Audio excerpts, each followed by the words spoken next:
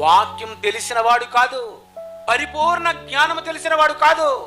ప్రేమ ప్రేమ ప్రేమ ప్రేమ అన్నిటినీ ఓర్చును, అన్నిటినీ తాళును, అన్నిటినీ నమ్మును. ప్రేమ కోప్పడదు, డంబముగా ప్రవర్తించదు, ఉప్పొంగదు, స్వప్రయోజనం కోరుకొనదు, పాప అస్సరపడదు. ఏంటండి ఇవన్నీ? ఏంటండి ఇవేనమ్మా అలంకరించుకోవాల్సింది? ప్రేమ అనే చెవులు ఇవన్నీ తగిలించుకోగలదు.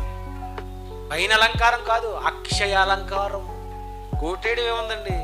3,000 ఇస్తే కోటేస్తాం, కానీ లోన్ వేయడం వెంటనే వేయడానికి అవుద్దా? బైబిల్లో ఒకటే అన్నాడు ఆయన, మీరందరూ కలిసి ఉండండి, నా యందు ఏకమై ఉండండి. మంచోడు కదా, క్షమించు.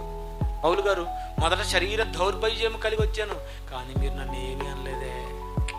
ఎంత మంచోళ్ళండి గలతీలు. నేను శరీర దౌర్బల్యం కలిగి వచ్చాను, మీరు నన్ను తృణీకరించలేదే. ఒక మనిషిలో కొన్ని ప్రాబ్లమ్స్ ఉంటాయి, ఆయన నువ్వేమనుకోకూడదు. అంత మనసు ఉందా? కూతురు తప్పు చేసినా, కొడుకు తప్పు చేసినా ఏమనుకుంటావు? సర్దుకుంటావు. మీ ఆవిడే ఎదవేసాలు వేస్తున్నా ఏమంటావు? బయటికి చెప్పు, తెలుసు, నీకు తెలిసిపోయింది, కానీ నువ్వు ఇంకా మంచిదాన్ని అన్నట్టు. ఎందుకంటే బయటికి చెప్పిన మొత్తం కంపు అయిపోద్దని. ఇది కుటుంబంలోనైతే ఈ పాత్రలోకి వచ్చేస్తావా?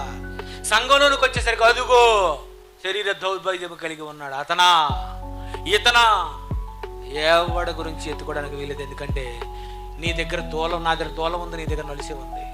నీ దగ్గర దూలం ఉంది, నా దగ్గర నలిసే ఉంది. ఎవడ కాడి దగ్గర చక్కగా దూలాలు సెట్ చేసుకున్నారు. క్రీస్తు యేసు వలెను అదండి, అది మనసు. అంత మనసు నీకుందా?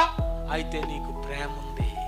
జ్ఞానమునకు మించిన క్రీస్తు ప్రేమ నీలో ఉంది అని నేను ఒప్పుకుంటాను. లేదా జ్ఞానమునకు మించిన క్రీస్తు ప్రేమ నాలో ఉంది, నీ దగ్గర జ్ఞానమే ఉంది కనుక పరిపూర్ణ జ్ఞానవంతుడైన ప్రేమ లేని వాడివి నువ్వు వ్యర్థుడవు.